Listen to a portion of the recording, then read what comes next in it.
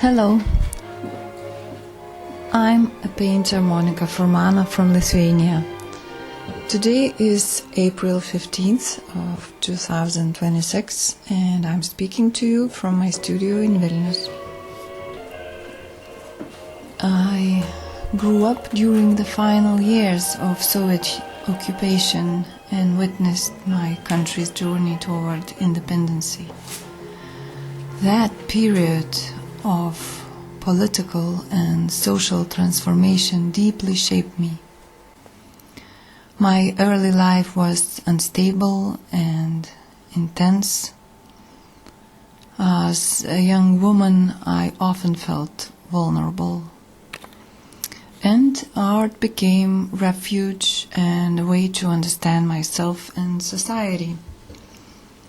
I entered Vilnius Academy of Arts later than my peers, already a mother of two and going through a difficult period.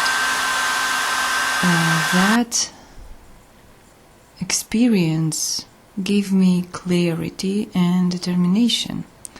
Painting was not a hobby, it became necessity.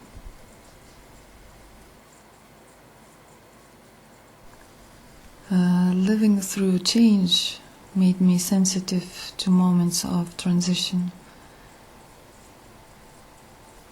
I'm drawn to forms that are dissolving or just beginning to emerge. I often work with images that are attractive and unsettling. That tension creates confusion, and from the confusion, new meanings appears. I like to challenge the relationship between what eye sees and what the mind thinks it recognizes. Growing up between the collapse of empire and the rise of globalization made me question identity and representation, and the female body is central in this questioning, especially where it interacts with mechanical or organic elements. I like the mix of hybrid identities and unstable forms. So women and her representation in society is central, and this theme, I think, has many layers as modern days women has many roles in their life to perform.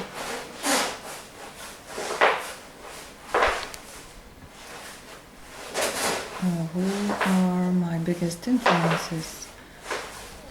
Talking about artists, I have several women painters who strongly influence me and which I get inspiration from, as Alice Neal, Cecilia Brown, Tracy Emin, Gianni Saville, women artists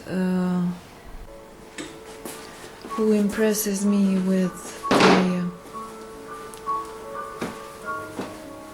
bold bravery in the paintings, the themes they explore, the bravery to show purity of true life.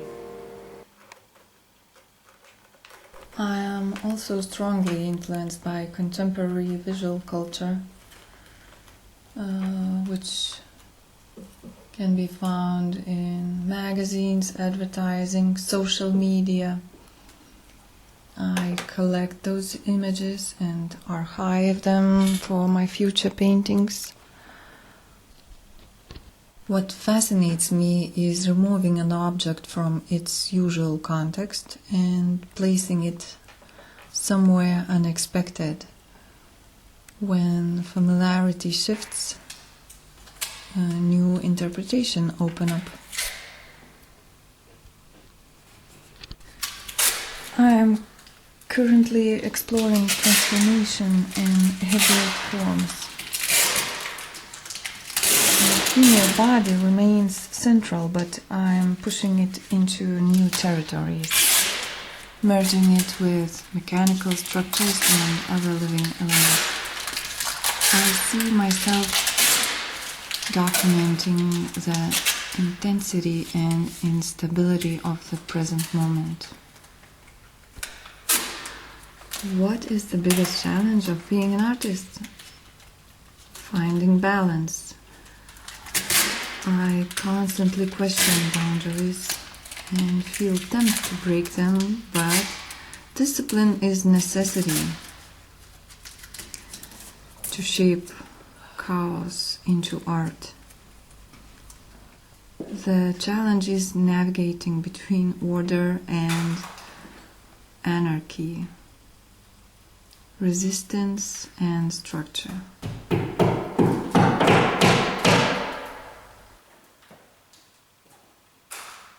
What advice would I give to myself, to my younger self?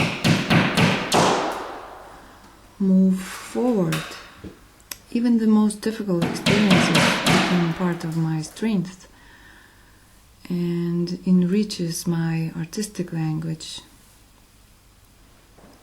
So just move forward and everything gonna be okay, more than okay.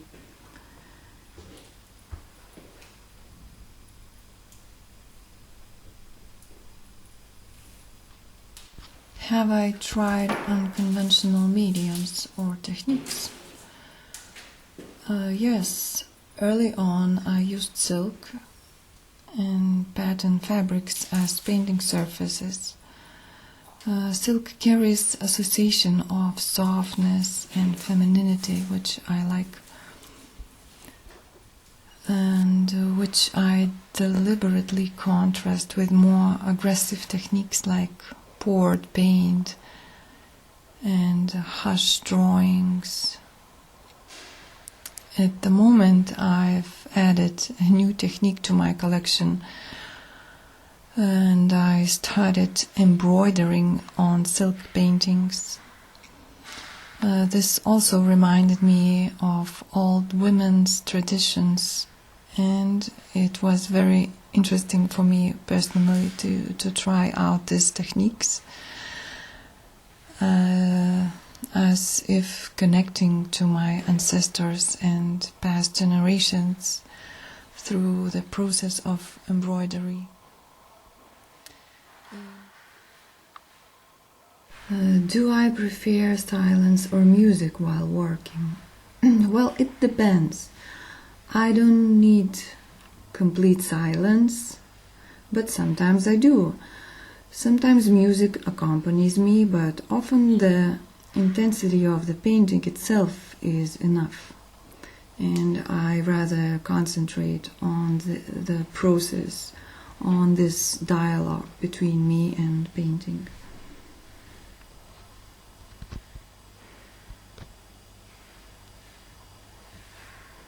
What's the best reaction someone has had to my artwork? People have said they feel overwhelmed, surrounded by images, and unable to fully escape them. I see that as meaningful because it reflects the visual condition of our times.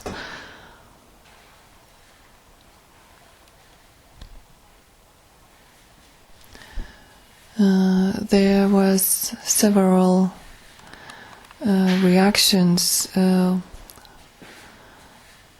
when art collectors or just all art lovers comes to my studio and they see they instantly have connections to some painting, and it can be really overwhelmed and strong, and they say, oh no, it's too much for me, I couldn't have this on my wall at home. And I cover that painting with some other paintings, and after sometimes the person wants to see the same painting which evolved such a strong reaction, and finally ends up buying that painting.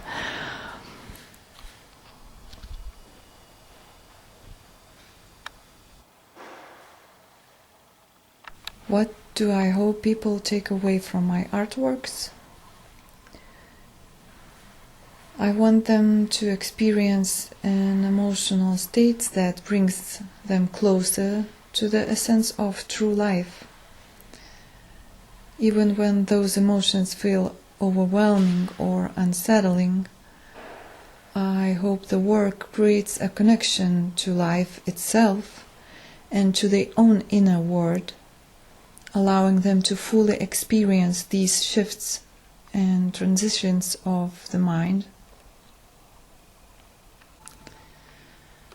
It is about moving between beauty and horror, because those parts are inseparable in real life. And above all, I want viewers to find their own voice within the artwork, to recognize themselves and discover fragments of who they are.